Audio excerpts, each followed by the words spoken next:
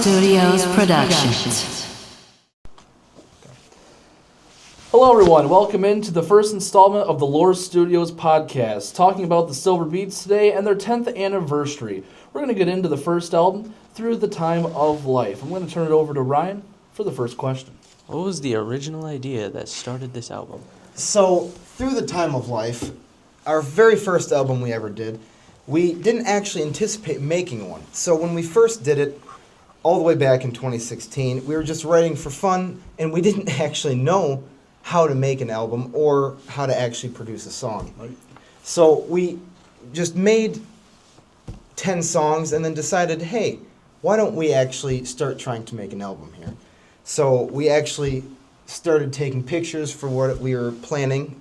Did not have the name yet, Right. but eventually got the tracks that we needed and just decided to throw them together.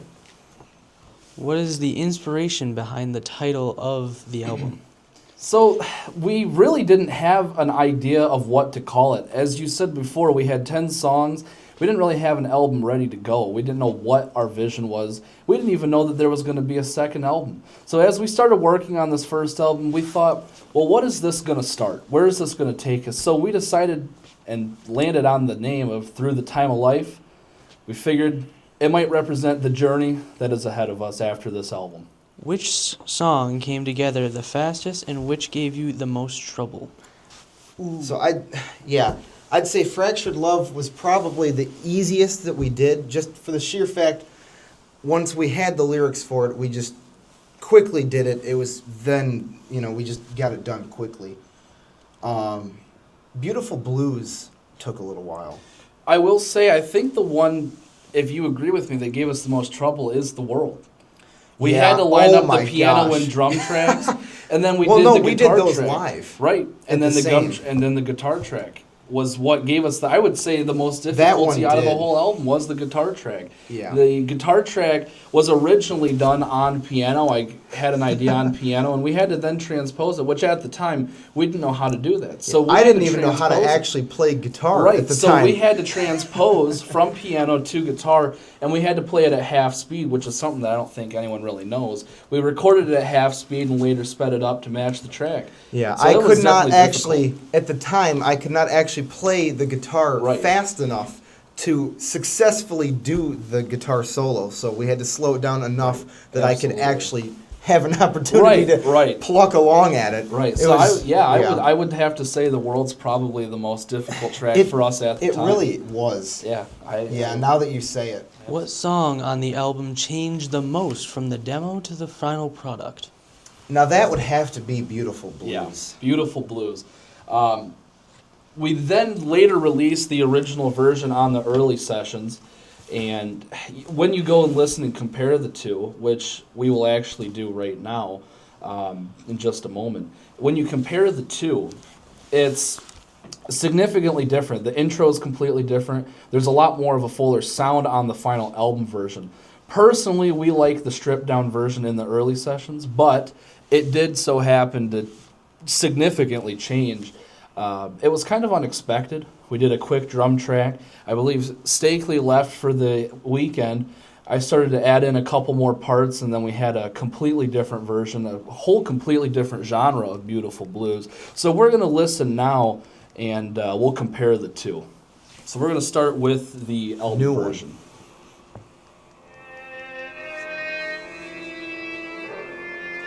Which, of course, you can see here, the intro is just completely different, much slower, orchestral, not really what the original sounds like in that early sessions. Really. Obviously, you'll be able to tell once we play the actual original, but if anybody here has ever listened to the first album, this is so different from every other song because we did, unfortunately, write it or finish it afterwards. Right. And that, I guess, is another interesting point, is this song was finished or rewritten after the rest of the album had been already completed. But we can see here, and we can hear it, the intro's a lot longer. It's a lot longer of a song. And you'll notice that there is a part where later in the song, on the album version, it kind of is a slower break into that final ending sequence, whereas this early sessions release, it goes right into that final sequence. So we're going to listen to the original demo on that early sessions.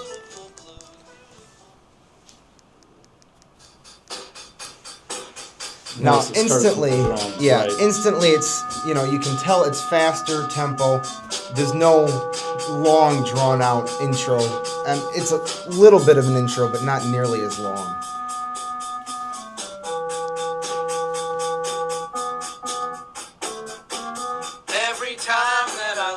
Extremely stripped down. I mean, when we recorded it, it was a drum track and the electric keyboard. Right. But yeah, that small Yamaha. there was no additional instruments or overdubs. Because back when we started this album, I mean, like, Fractured Love is an organ track in the drums.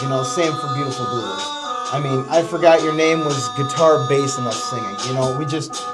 It was so stripped down because we didn't know how, I'd say, Right. to actually do that, Right. One thing you'll notice is the vocals, not only does it have both of us on this original tape, the vocals are very raw.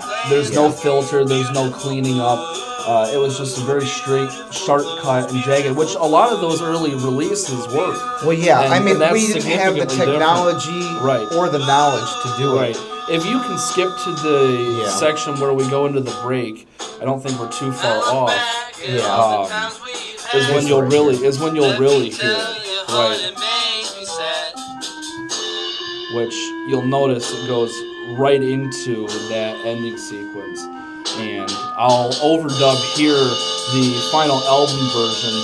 You'll notice it's a lot longer. It has a lot of more drawn out too, which It's is a lot, significantly different. like you said previously, it's very orchestral. Right. It's very different, more of a theatrical This is production more the of song. I'd almost say, Right. it sounds like a early 60s Right. garage Right. band, Right. kind of. Yeah, very, very early sound to it. So we want to go on to themes and lyrics. Take it away, Ryan. Which song are you most proud of lyrically and why? For me personally, I would have to say Pick Up the Paper. Yeah. So, I don't think this has ever been told to anybody besides the couple people, close to us. But Pick Up the Paper was actually written, that was the first song I ever wrote. So, me and my younger brother, Isaac, actually were playing with a tiny xylophone and a violin that I had turned on its side and tuned similar to a ukulele to originally write Pick Up the Paper. And eventually it sat, for a couple years, and eventually I showed it to Caden, and that's when we decided to actually put it on the album.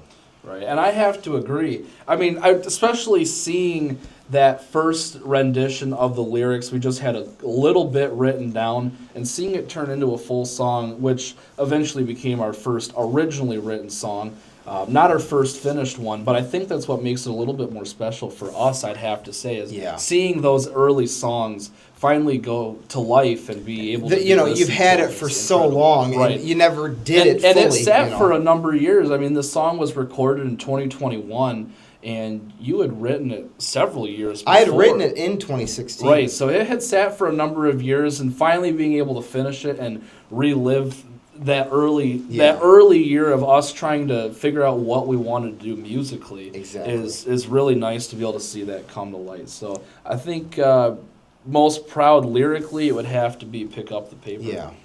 Was there a song that felt too rushed to release, but did so anyway? I'd say, if anything, it'd be Abbey Road. Try to improve it any sort of way, I mean, overall, I'd say the first album, it's funny because it wasn't rushed, but our quality control was so low because we didn't know what we were going to do. We didn't even, like he said earlier, we didn't anticipate making another album. So it was kind of like we'll just throw this together and it is what it is. Right. But yeah, I'd say Abbey Road was probably one of the more rushed songs on the album. Absolutely, yeah, I agree. Like you said, I mean, it was done in one take. The big thing is quality control. Pre-Laur Studios being established, there really was zero quality control in our albums. So pre-Laur Studio era was easier to write music because it wasn't as complex, and we did a lot of it in one go. But like you said, it was still rushed in certain aspects. We did a quick take on the lyrics, and we played the drums and reed organ. Yeah. And we didn't really take a lot of time. We did really, I mean, we kind of just rushed through it. We got it recorded. I mean, it was one of the last tracks that we actually were going to do for the album. Right. We were, I don't know, at that point, I think that was the last track we did. It was, Other yeah. than Beautiful Blues, Right, where you redid right, it. redone later on. But yeah, in that original recording session for this album, by the end of the album, we were fairly tired. We had never written music like that. So I would say Abbey That's for Road's sure. got to be the most rushed on the track. Yeah. What song was the biggest risk putting into the album and why? So, Falling Through the Lilies, in case you don't know, it's just a very simplistic organ track that I had done on my own time, and I had shown it to Caden, and he really had a liking to it, so we decided to put it on the album. But it was the first ever instrumental that we ever Right. did, Right. and that in and of itself is a risk because most people don't tend to listen for the instrumentals. You know, they'll, even if you have a record player, you know, you skip over the instrumental. You don't like them. But it performed much better than I could have ever anticipated. But yeah, we'll take a listen here. And, you know, it's a real natural opening with the birds and the wind and rain. And it goes right into that organ track. And, Very light song. right, very Not opposite. heavy at all. Right, very opposite to the rest of the album, which is nice to get that little break. You get a little taste of our early music on those first Especially three tracks. because it is right, you know, 4 out of 12. So Right. you have all of the start and then you have a nice kind of break towards the Absolutely. middle. Right. And that's another thing is it's that nice little light break. We knew it was a risk. You know, this being our first album, everything was a big risk, really. But Yeah. having Well, an that's true, instrumental, yes. we were going in blind. So Yeah, I think we this- had no expectations, Right. and even after Right. that, it's still we had very well Absolutely. performing for our first album. Right. So yeah, I think it's just a nice little light ending there. And with that being said, I think we're going to move into some of the standout tracks on the album. Is there an underrated track you'd like the fans to take more time with? One of the ones that wasn't as well performing as it should have been, in my opinion, is "Dear Love." Yeah.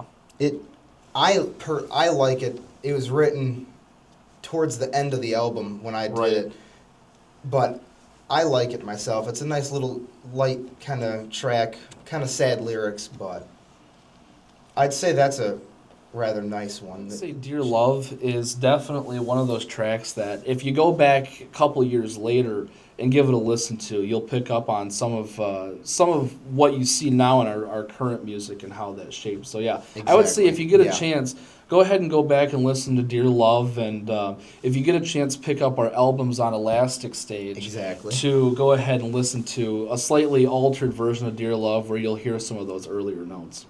Did this album lead you to any new advancements for future projects?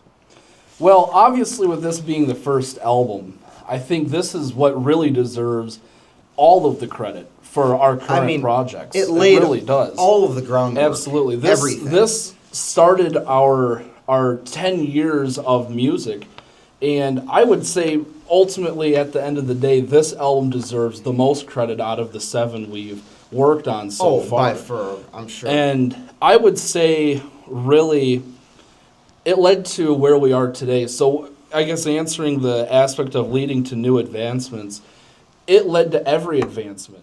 Also, you know, not only did it do all of that, but it showed that we could do it.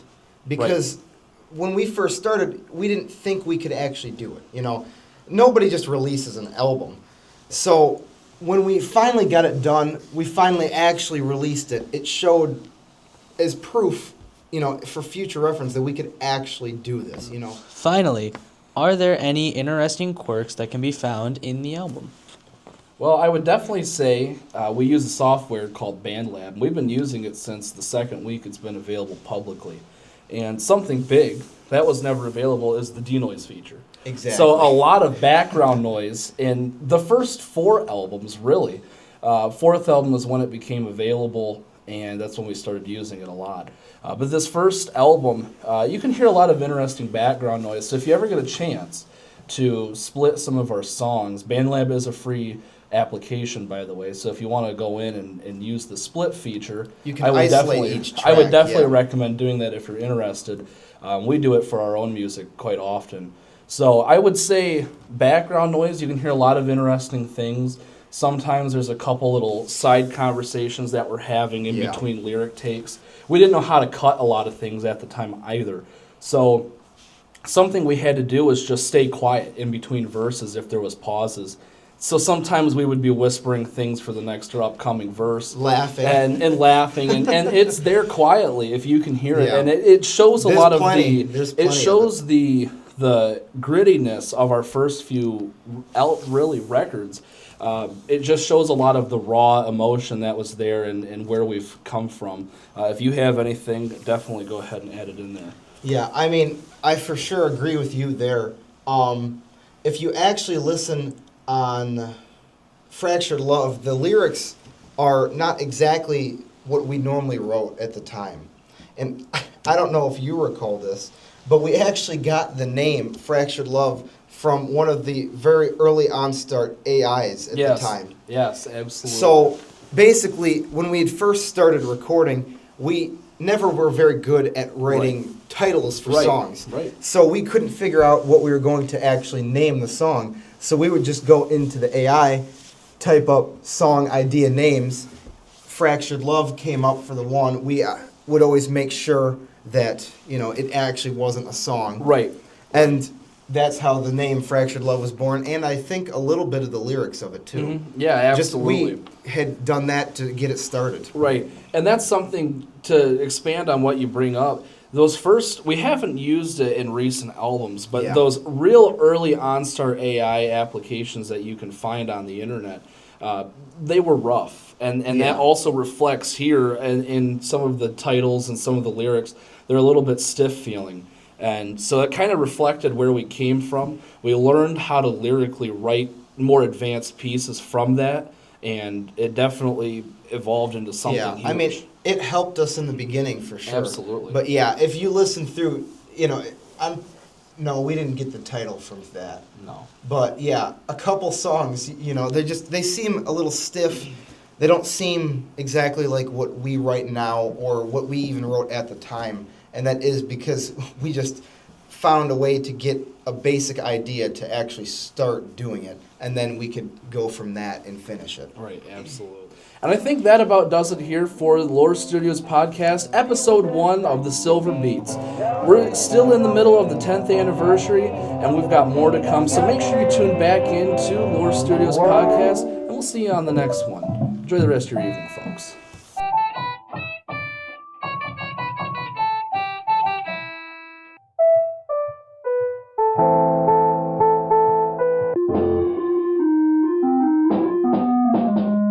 Fractured love, all I want from you is fracture. Pick up the paper, drop that blue rhythm and blues. Oh, the years have left me empty of what we used to be. Well, come on, little mama. Come on, baby. In the dark, where I go.